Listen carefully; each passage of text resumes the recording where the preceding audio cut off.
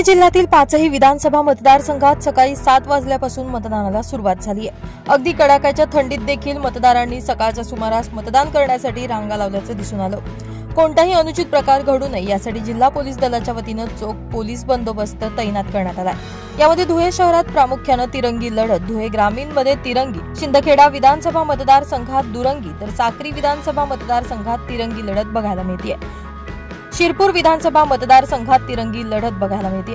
सकाळी 7 ते सायंकाळी 6 वाजेपर्यंत मतदारांना मतदानाचा हक्क बजावता येणार आहे। यामुळे मतदार राजा कुणाच्या पारड्यात कौल टाकतो हे येत्या 23 तारखेला स्पष्ट होणार आहे।